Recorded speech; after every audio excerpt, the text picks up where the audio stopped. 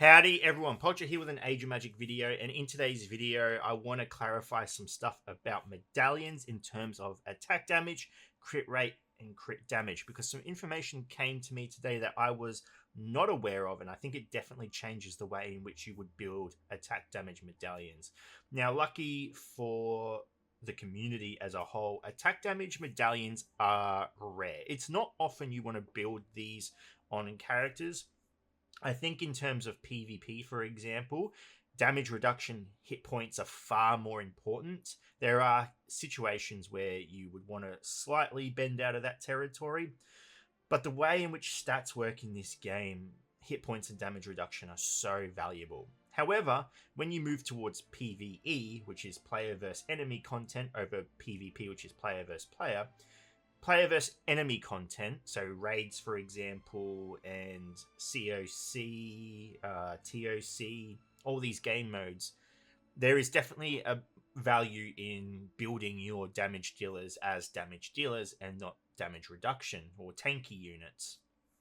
But this information definitely affects how you build these medallions, because it's a big deal. So we'll get into it, and I want to show you the difference between certain substats on a medallion and how they influence the hero's damage output as well. So let's get into it. I'll cover everything you need to know, but by all means, if you have any questions, because even trying to explain this to some of my friends in the game, it was quite confusing. So if I'm unclear about anything, you don't understand anything, send me a message me on Discord, write a comment on the video. I'm more than happy to try and clarify any confusion. So let's get into it. So let's start by talking about the bit of information I was not aware of, because quite frankly, I've never seen it work this way in any game I personally have played. So someone came to me in my clan. It wasn't even to me, they just wrote it in general conversation, and I was just, it blew my mind. The crit rate stat on medallions. Now, if you have a hero, for example, that has a natural 50% crit rate, and you want to boost the crit rate of this hero, and you're going to do that through a medallion. Now, the way I assumed it worked was, if you rolled a medallion and you got crit rate on the medallion, for example, you rolled 10% crit rate on your medallion as a substat, then that 10% would be added to the 50%, giving your hero 60% crit rate. That, in fact, is not how it works. Instead, the medallion adds 10% to the current crit rate. So 10% of 50 is 5. You would now go to 55%. So it takes 10% of the crit rate and then adds it onto the crit rate. So it's a significant decrease to what you actually, well, what you assume you are getting.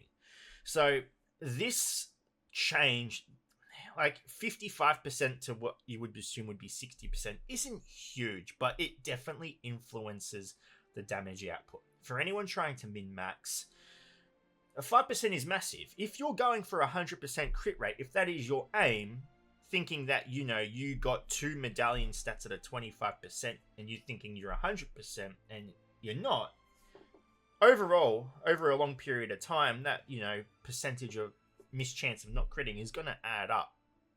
So, the way you would normally look at it is, if you've played World of Warcraft before, there's a boss, I forget what they called it, but it's essentially a boss that you don't have to do anything on, you just literally just get to damage it non-stop.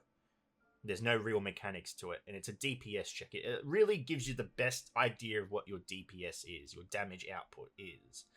If you were to put these numbers into that fight, you would find that the damage difference is significant. So yeah, the way crit rate works on a substat is not adding to the initial crit rate. It is instead taking the percent from that crit rate and then adding it on top, making the stat somewhat underwhelming compared to what it initially was, what I thought it was meant to be.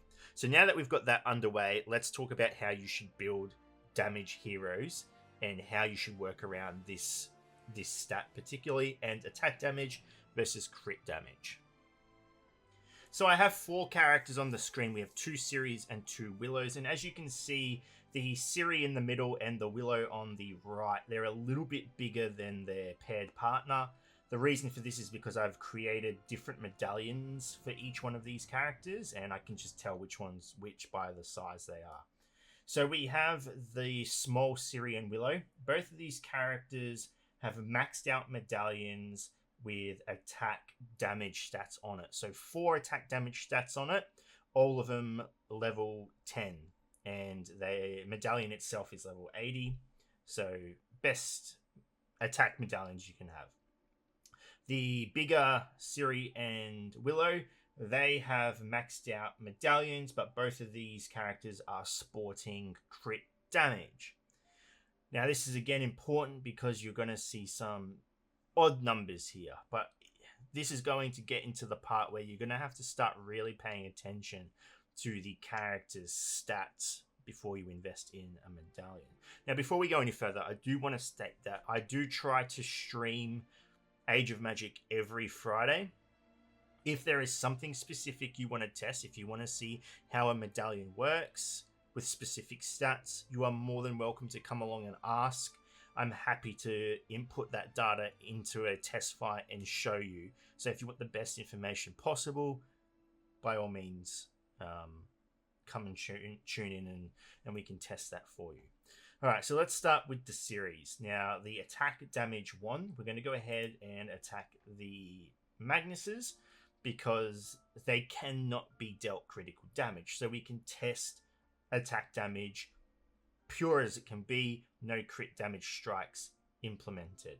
So the Ciri with crit, the attack damage medallion, she's going to go ahead and attack, and as you see, she hits 5 millions. Then we'll jump over to the other Ciri, who has crit damage medallion, and as you can see, she hits 1.92 million.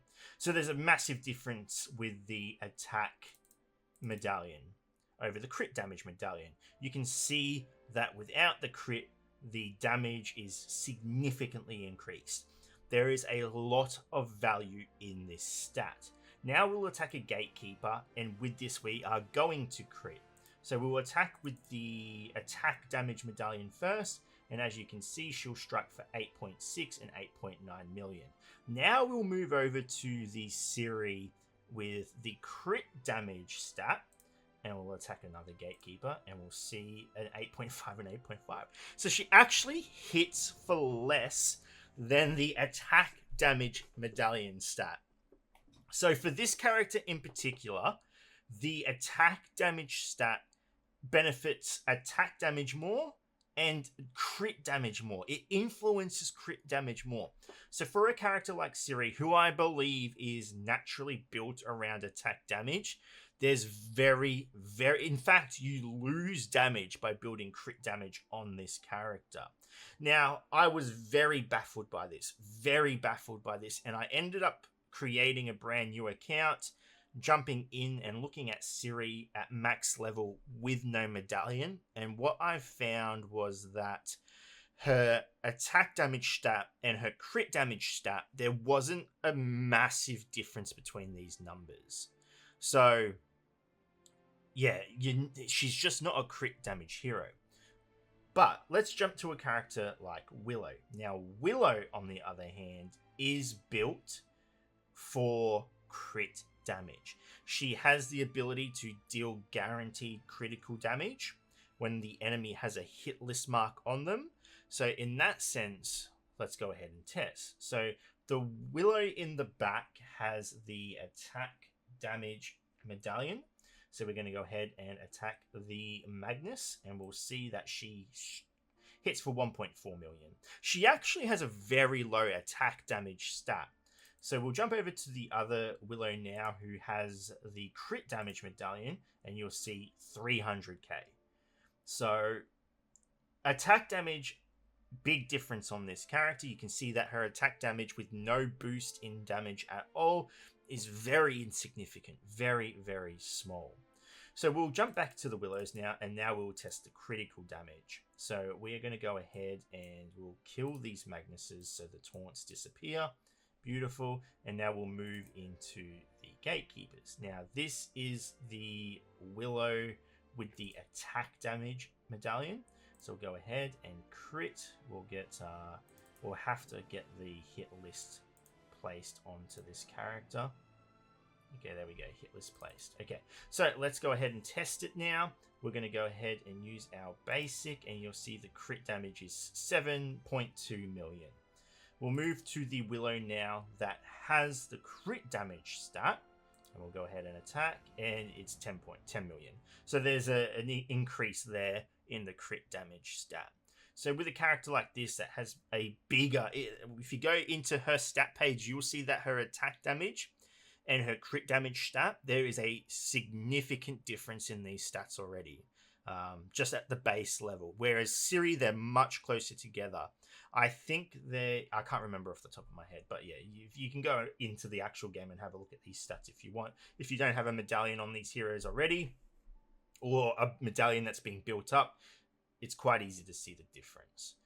So, long story short, the way in which these stats are working are very, very interesting. I don't think it's working the way anyone really intended. I've already passed this information on to Playcott. They have said that there is the potential that they're going to look at how crit damage scales, because if you are building a hero for crit damage, you would assume that if they deal crit damage, they would be dealing much more damage than their regular attack damage stat. It's the way it should work. Crit damage is what its name suggests. It's a critical amount of damage. It's not a basic amount of damage. If you are dealing a critical strike, you are hoping that that is going to be deadly levels of damage. So, but in saying that, I do understand a design around certain heroes that just don't benefit from critical damage, because that's not how the design is. Ciri is a perfect example of this. There is little to no value in critical damage for this hero, because this hero has sacrificial blood, and the way sacrificial blood works is the dot deals damage based off Ciri's attack damage. So them almost nullifying crit damage on her is like them holding your hand into suggesting building only attack damage on this hero. If we have to look at the three stats, these would be my suggestions going forward. Crit rate, I do not recommend it at all, unless there is a hero in the game or a hero released in the future where their kit specifically says that this hero does this when dealing a critical damage. And it would need to be an insane effect. If this hero deals critical damage, they get 80% initiative refill, for example, then there would be argument into increasing the crit rate on that hero, trying to get it to 100%, because they're going to get a huge amount of benefit from crit rate. The crit rate would have to act as almost a stat separately to damage itself. It would have to act as a bridge towards an effect within an ability. I would not be looking at crit rate to improve a character's damage. It's not going to improve a character's damage, because if you have to build crit rate on a hero, you are going to have to use up one or more of your valuable medallion slots, and you've only got 4, and you're taking away that massive boost in damage, because you're going to have to use those other slots for you're going to have to use, like I said, they're locked out. You have to use crit rate. So I'd rather 4 attack damage over 2 attack damage any day of the week. So that's how I would look at crit rate from now on, and also keeping in mind that the value of crit rate has been diminished because it's not an added stat to your already existing crit rate. It's a percentage of your existing crit rate added on top, as mentioned before. Again, if that's confusing, if you're not understanding that, message me. Happy to explain it. Attack damage, I think, is just by far the best value in a medallion damage stat. I don't think anything beats it. I think going attack damage is the safest bet. If your hero doesn't have a 100% chance of dealing a critical strike or close to, attack damage every day of the week, because like I said, if you deal attack damage, you're going to get the attack damage boost. If you deal critical damage, you're going to get the attack damage boost. It boosts both of them. Whereas crit damage does not attack regular damage but it does boost critical damage. And again, we've already seen it depends on the hero. You have to consider the hero. If the stats aren't significant enough, it's not going to be any different. The Ciri, it's actually a DPS decrease. The Willow, it is a damage increase. So it really, really depends on the hero, and you can normally tell by a hero's design if they want you to be dealing critical damage. Critical damage, build it on heroes that have 100% crit rate. Somehow, they get it somehow, and you're going to be dealing critical damage.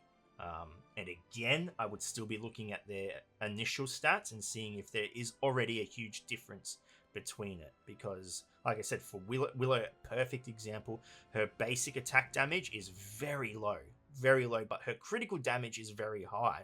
So the boost is going to be hugely, hugely different.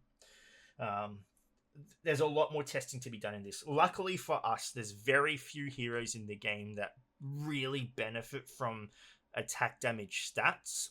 Like I said, you're probably worth building tanky medallions over damage medallions, but there are a few heroes in the game where attack damage, it just helps them so much. Ciri, Banshee, Willow are just three off the top of my head where it's just the way you have to go with these characters.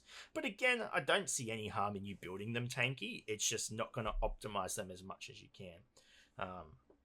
So yeah, it's a little bit to get your head around. I think that the understanding of medallions since their release has drastically changed.